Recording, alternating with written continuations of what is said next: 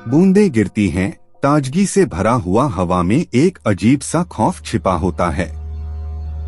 रात का समय था और एक छोटे से गांव में सब लोग सो रहे थे। पुराने हवेली के पास एक जंगल फैला हुआ था, जिसे गांव वाले बच्चों को डरावना कहकर डरा देते थे। गांव में एक हवेली थी जिसे भूतिया हवेली कहा जाता था। इस हवेली के बारे में कई किस्से और आत्महत्या की खबरें गांव वालों के बीच फैली हुई थीं। एक रात गांव के एक युवक नामक आदित्य ने अपने दोस्तों के साथ ठान लिया कि वह भूतिया हवेली में रात बिताएंगे। अगले हफ्ते रात के समय आदित्य और उसके दोस्त भूतिया हवेली की ओर बढ़े। चांदनी की किरणें हवेली को सन्नाटा में डाल रही थीं और अंधेरे जंगल से निकलने वाली आवाजें डरावनी लग रही थीं। हवेली का दरवाजा खुला हुआ था और वे अंदर चले गए। भूतिया हवेली के अंदर कुछ अजीब सी चीजें थीं। दीवारों पर पुरानी तस्वीरें लटकी हुई थीं और विभिन्न कमरों में अजीब सी आवाजें सुनाई दे रही थीं। आदित्य और उसके दोस्त धीरे धीरे अंदर बढ़ते गए। एक कमरे की दीवार पर लिखा हुआ था, यहाँ से वापस ना जाएं। लेकिन उन्होंने इसे गंभीरता से नहीं लिया और हवेली के अंदर और आगे बढ़ते गए। अचानक एक कमरे से एक अजीब सी आवाज सुनाई दी। कुछ झील सी गुंथी जा रही थी। आदित्य और उसके दोस्त वहीं खड़े हो गए और देखा कि एक पुराना कुर्सी पर बैठा कोई आदमी वहां एक पुरानी किताब पढ़ रहा था। नमस्ते, तुम कौन हो? आदित्य ने पूछा। वह आदमी उठा और मुस्कराया। मैं यहाँ का रहस्यमय मेजबान हूँ। मेरा नाम रवि है।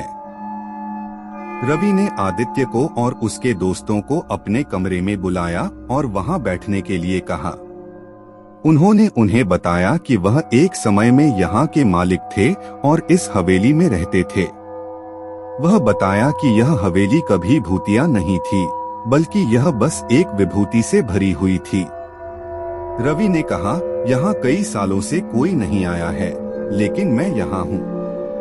मैं यहाँ कुछ समय से रह रहा हूँ और यहाँ की रहस्यमय सुंदरता को देखकर मैंने यहाँ बनाई जीने का निर्णय किया है।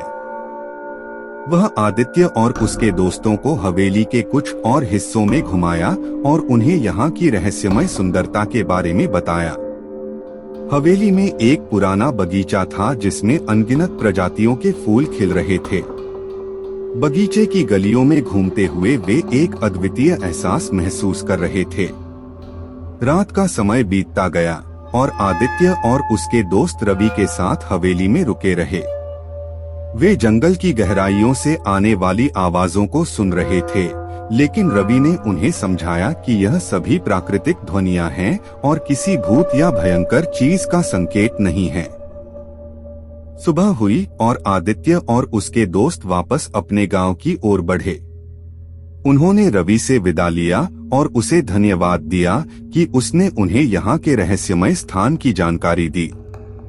गांव में लौटकर भी आदित्य और उसके दोस्तों ने भूतिया हवेली के बारे में एक नया परिचय बनाया और उन्होंने देखा कि हवेली एक रहस्यमय स्थान नहीं था, बल्कि एक सुंदर और शांतिपूर्ण जगह थी जो विशेष रूप से सुबह के समय में और अधिक महकती थी।